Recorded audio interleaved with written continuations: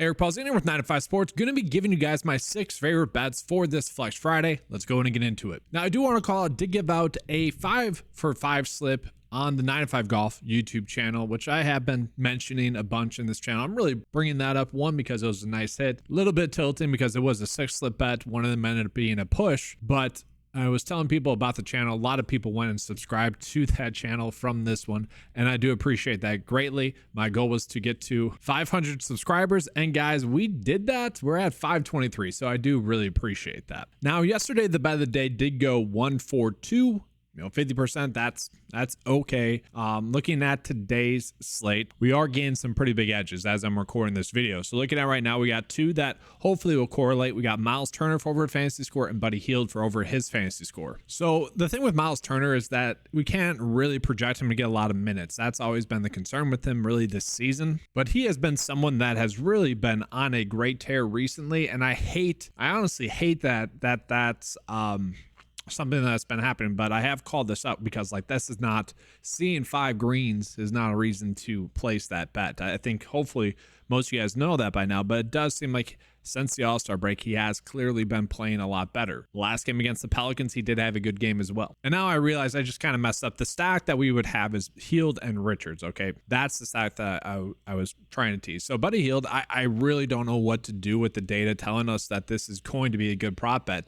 And the reason why that is because he has been struggling lately. He has not had a high usage rate lately, not shooting the basketball well, but he should get a decent amount of run in this game. And that's simply going to be because when we look at their injuries that they have, well, Embiid is still out, but Melton is going to be out as well. Robert Covington is still out, so they are going to be forced to give him some minutes. And so if we look at this, we can see that the average sportsbook line would have this closer to 26 for him, and then also the projection data likes him to get 26. Again, I think that stems from Melton being fully out tonight, and it's a pretty good matchup. This is going to be a good pace-up spot, though, for Charlotte as well. So we look at someone like Nick Richards, and he is someone that's popping for over his fantasy score. Now, I do think it's worth calling out that the last 2 times that Richards popped for over his fantasy score, he was a letdown. And I like calling that out just because, maybe someone where the data just struggles to get him correct. Now, I will say with Embiid still out, I do think that Nick Richards is going to be in for a good game today going against Paul Reed.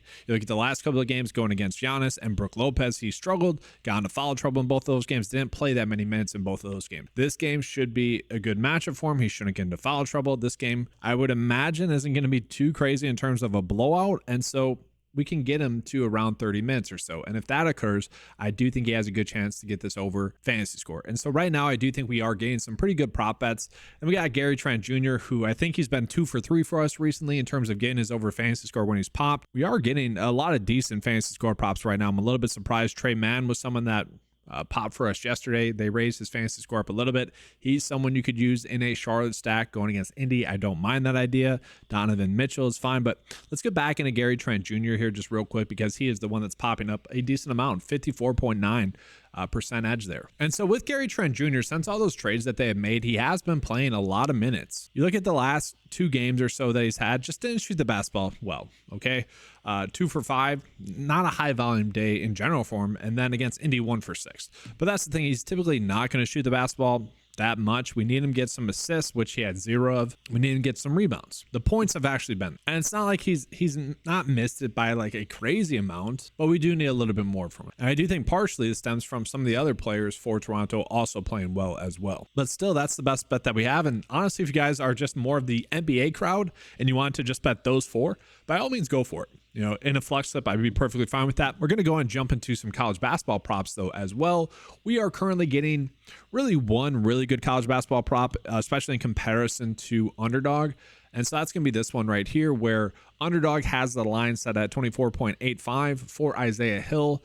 We can see that the PrizePicks line is probably a little bit too high when we look at the projection data and we look at the average sportsbook line. Want to call it that the average sportsbook line in general is giving him a 53% chance to get that under already at 24.2. So that is seemingly going to be a good one for us. And then from there, you guys know by now, I typically don't like to use these ones where the better bet is going to be on Underdog. I would just rather do that bet there. Okay, so if you guys want to do that, by all means, go for it. We got another one, Des Watson for under his fantasy score. That one's a little bit tighter compared to Underdog and PrizePicks. if you want to run that one out for the under there, you could. But in terms of college basketball, I just see really Isaiah Hill. That's a good one. And then I do want to get into some golf props as well. Yesterday, it was from 2 days ago, the bet that it's funny. I got a lot of comments yesterday, which it's fine. I kind of mentioned that bad days are going to happen. Kind of recap that on yesterday's video. Actually, the bets of the day from 2 days ago in general, including the golf one, ended up being a pretty good day. It's just funny how that works out. Again, guys, volume kind of key. I don't want to encourage people to bet more than they can, but this is a long-term approach that we're taking. So looking at the profits that we are getting for golf right now, I wouldn't say we are really getting big edges here. The course is playing much harder today than it was yesterday.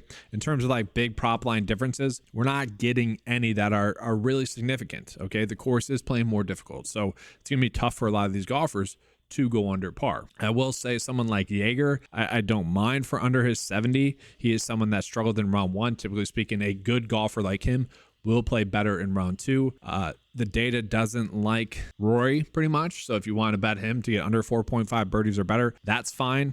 An interesting one here, and I don't know if I agree with this, just given what I just said, JT Poston over birdies or better against Jaeger. So that's kind of a weird one that's popping up, but only a 51% chance at it. So it is a tighter board today. We're not getting any good prop bets there for NHL. So I do want to show you guys some discrepancies, because right now we are getting some decent edges for MMA in terms of prop line differences. So let's take a peek at that. You can see 4 significant strikes. This one is going to be a 4 for a difference. Again, I don't really know much about MMA. If anyone in the comment sections does, let me know. And then looking at here, there's another one, 5 for a prop line difference in significant strikes. And then I think this one's probably pretty big. Again, I don't know MMA. I don't know UFC at all. I watch it here and there. I play the video games, right? But I don't know these names. Okay, so I don't know any expectation whether Underdog is more correct here or PrizePicks is more correct here. But that to me, like a 1.5 minutes difference, 1.5 minutes, that feels like a lot, is it not?